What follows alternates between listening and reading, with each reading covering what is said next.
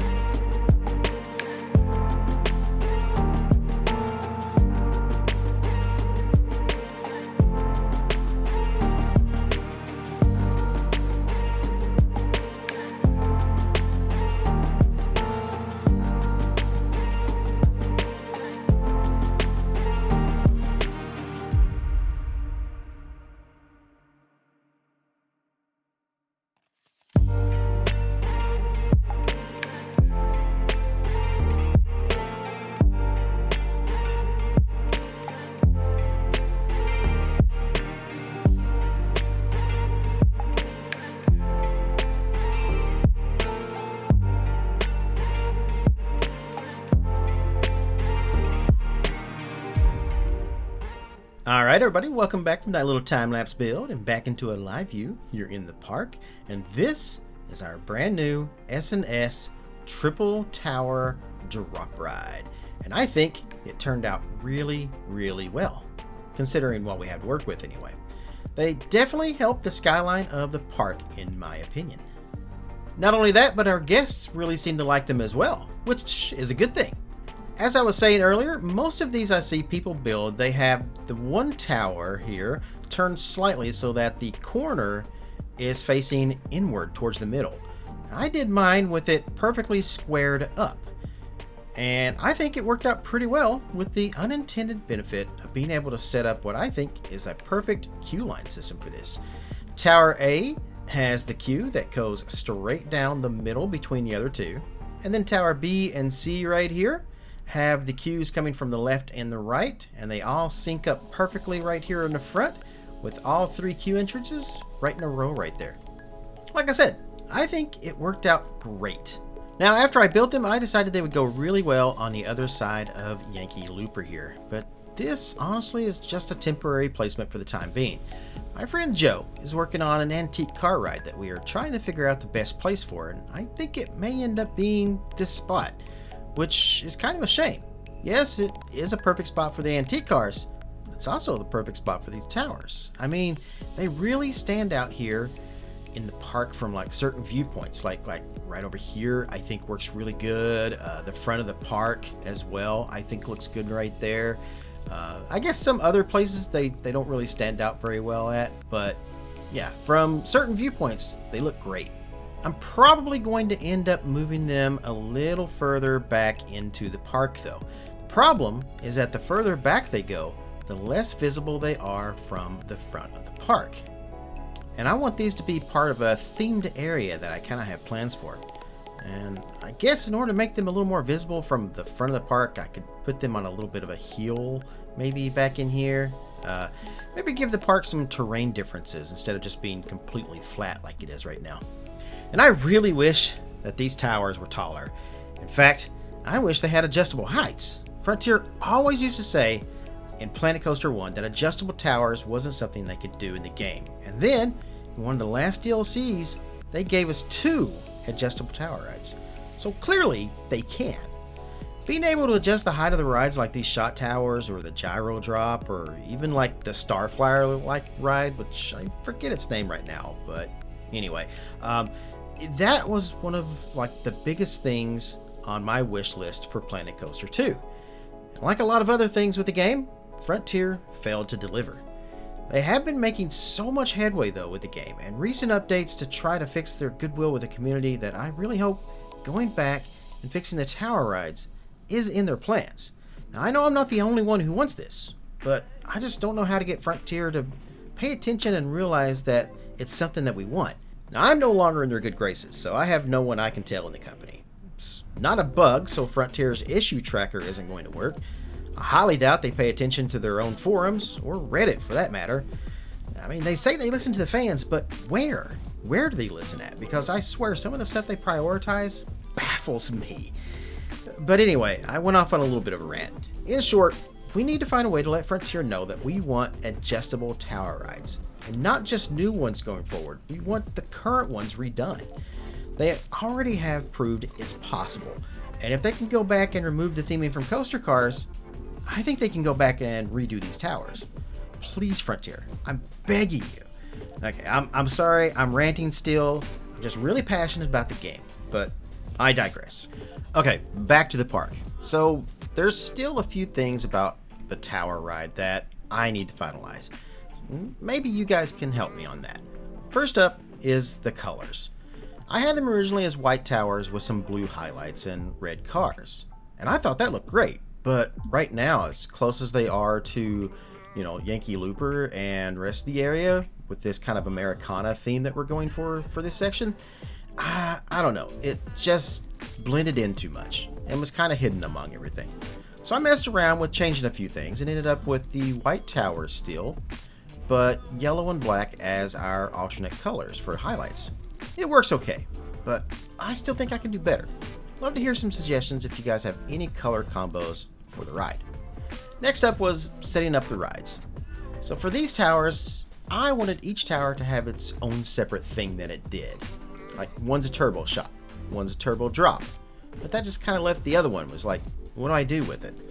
The way I set it up currently is just I wanted each of them to have kind of quick rides. I didn't want them to do multiple things. So I set up ride A here under, let's see, I think it's customized. Yeah. So Tower A is a free fall. Tower B, I set that one up as a shot tower. And then Tower C, I believe I set, oh, that one's actually closed. Oops. Open that up. That's a bungee one. So yeah, that's kind of how I have it set up for now. And I may end up keeping it that way, but what do you guys think? Another option is I could also synchronize them all as well, but I think that kind of defeats the purpose of having the separate towers and the separate queue lines and everything. I really don't want one tower to have to wait until it gets, you know, a full ride or half of amount of people on it before all of them actually do their thing. So I figure just having them all separate is probably the best way to go. Finally, I need to decide on a name for the tower.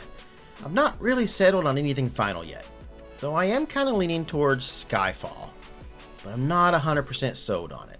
So if you guys got any suggestions for names, I am all ears. So the last few episodes I've kind of talked about how the park is been in the red and we haven't really been making money. In fact, we've been losing money. But now the park is finally starting to actually make money.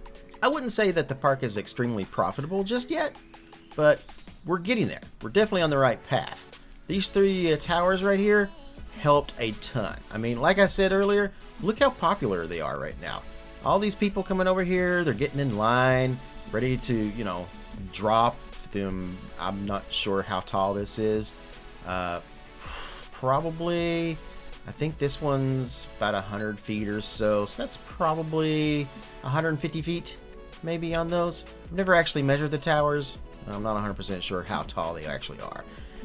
But again, I kind of do wish we could make them as tall as we wanted. But I'm not going to go down that route and that rant once again. The towers aren't the only thing that helped us make money though. I kind of went back and started working around on some queue lines and stuff for the two coasters. So as you can see here, I have completely redone the queue line here for Yankee Looper. And I did this using Taji's scenery pieces. So these guys right here, let me go into scenery and blueprints. Right here they are. The 2-meter queue stamp, really, really nice. So with this, I can actually be able to place things down, and then I can use the corner piece right here, snap that on like so, and then snap another one on like that, and make perfect corners and square everything up. It's much better than the way that I was doing it before. I've talked about this in my Rebaville video, but if you guys didn't watch that one and you're only paying attention to the Landsdowne Park, well, definitely highly suggest going and finding these. It's by Taji 3D, the 2-meter queue stamps. These things are must-have in your like blueprint collection. But using those, I was able to kind of get a much better queue line kind of going down here. And not only that, but we got the priority queue going as well, which means we can actually sell priority passes and make a little bit of money off of that. I actually added these in before I added the towers, and it definitely started helping towards getting us out of the red. And if we come over here to the Jayhawker Express, which again, I'm kind of thinking about just changing his name over to just Jayhawk instead of the Jayhawker. I don't know. Not sure on that yet. What do you guys think? Should I keep it as Jayhawker Express, or do you think it sounds better just calling it Jayhawk? Okay, I've gone on a tangent again. But anyway, I added the priority queue here as well, and used Taji's queue lines here to great success. Look at this. Doesn't this look much better than what it used to look with just kind of the curves and stuff right here? I think it does. I think it works a whole lot better. And like I said, the priority pass is definitely helping as well. People are purchasing those. We're doing pretty good off of that. Definitely helps. I wanted to kind of add it to some of the other attractions as well. I'm probably maybe going to do it over here on the Dodgems, but that was when the Dodgems were actually really successful. And now that we've added the towers in, nobody's really over here on this side of the park. These things are kind of forgotten, and it's only been like, what, a week? It's okay though. Pretty sure people will come back to these once we actually start moving some things around and making them look a little better. Alright, so, like I said, we've got our triple towers over here. We've got brand new priority pass lanes, or fast lane passes, whatever you want to call them. We've got new queue lines for our coasters that are working much better and look much better. But that's not the only thing I've been working on in the park. Let's head in to the arcade over here. If we step inside the arcade, we've got some new things in here. We've got some skill games like the claw. We've got some skee ball machines over here. A few things which I haven't actually placed down anywhere yet, like change machines. We've got the basketball game, and these are awesome. These are all made by Josh. You can find them on the workshop. I will put the codes in the video's description so you guys can locate these. But that's not all. I've been a little busy myself. I have been working on my old pinball machines that I made all the way back like years ago in the original Planet Coaster, and I think they look even better in Planet Coaster 2, especially now that we can actually like resize stuff and do all sorts of things like that. It definitely helps. So just kind of zooming in here, you can see I've put some speakers on them right there. I plan on doing the boards right here with the high scores and stuff on it. Right now that's just one of the texts on there, but let me kind of go into that. So as you can see, it's an edible text sign. That's all they are currently, but I may go in here and like actually make a video billboard where I can have this thing actually doing some cool stuff. I don't know if I'm going to do that just yet, but yeah. I am thinking about putting these on the workshop, but in order to use them, you need the custom billboards. So still trying to figure out how I'm going to do that. Maybe if I'll just upload them to a website somewhere where you guys can grab them. Maybe put them in my Discord. I don't really know how I'm going to do that yet, but I am considering putting them on the workshop. The problem with putting my stuff on the workshop that I have is that there are so many people who take it and claim it as their own, like, oh, look what I made, or they go and do videos and nobody credits me. And the worst part of though is stealing the stuff and saying it was you that made it. That's what sucks the most. And I've had that happen so many times to me in Planet Coaster 1 that I just have doubts about doing anything with the workshop at all. But yeah, I love how these are turning out. I did take this part right here for my pinball machines, the little things where the coin slots and stuff are. That actually came from one of Josh's pinball machines. So I did take that from his and put it on mine. I may keep these on here. I may do something with my own. I haven't really decided just yet on that. Kind of thinking that maybe I might do a billboard, and that way I can have the little text and stuff on here that says like 25 cents or 50 cents or whatever to play, and then you have to put your quarter in. May do that. I don't know yet. These things are still a work in progress because I'm also going to be bringing back my old arcade machines as well that I made. I want to bring all that back in and bring it back into Planet Coaster 2, and I'm pretty sure I'm probably going to end up putting them on the workshop for everybody to use. But like I said, I dread doing it because I know how people are, and that sucks. That's how it is, but that is just what people do. Alright, so what do you guys think? How does my little pinball machines here look? Do you like them?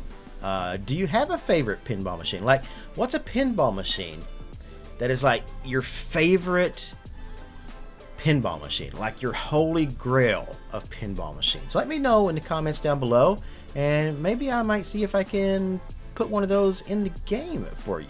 But yeah, the arcade is actually starting to get like outfitted and stuff now. It's all still a work in progress, but it is starting to come together. The skill games here, the claw, the skee ball machines, the hot shots over here, those look fantastic. Even the little change machines are really, really good. So shout out to Josh for his creations here. These look fantastic. And I think they're going to go great with my pinball machines and my arcade machines that I'm going to throw in here. Now, he also has pinball machines and he also has some arcade machines, but for those, I want to do mine. So keep an eye out for a future video, and I should have those done at some point. Like I said, still work in progress, so they're not ready for other people to use just yet. Now, I have made one more slight change to the park since the last episode. So as most of you guys may know, the park itself, I don't charge for the rides like, you know, the game kind of wants you to. That's how the game is designed, is that you charge per ride. I actually prefer to have the rides free and have people enter the park and pay like one ticket price just to get into the park. So obviously, as the park improves, people are going to want to pay a little more. So I've gone ahead, went into the game, and we have added, or raised I should say, the ticket price up a little bit. So the ticket price is now $45, and then I have my priority pass down here now that we can sell to $5. That's the maximum it will let me. If I try to raise it, I get a warning here that the ticket price is too high for some guests, so they won't really pay any more than $5 right now for a priority pass, which is fair because there's only 2 rides which use it currently. However, that is about to change because Landsdowne Park is about to get its 3rd roller coaster very, very soon. If you guys want to find out what that is going to be, if you're not already subscribed, make sure you hit that sub button. It definitely helps. That way you won't miss another episode of any of my Planet Coaster stuff that I do. So if you want to stay up to date on what's going on here in Lansdowne or my other brand new park I just started, Rebaville, make sure to become a subscriber. And of course, make sure to also turn on the bell so that way you're notified once I upload a video. Well guys, that's going to do it from here in Landsdowne Park today. I hope you guys have enjoyed all the new additions I've made to the park and the direction that we are kind of going in. If you have any suggestions or feedback, I would love to hear it. I would love to get some discussion going in the comments, or, you know, if you want, I do have a Discord. Feel free to join my Discord. The link is in the video's description. Pop in there and we can talk about Planet Coaster 2, we can talk about City Skylines, we can discuss actual parks in real life. I love doing that. I love talking to people about things that I enjoy and I'm passionate about. So hopefully, maybe I'll see you in my Discord. For now though, thanks so much for watching. I very much appreciate it, and I will see you in the next video. Wherever you guys are in the world, good morning, good afternoon, good evening, and good night.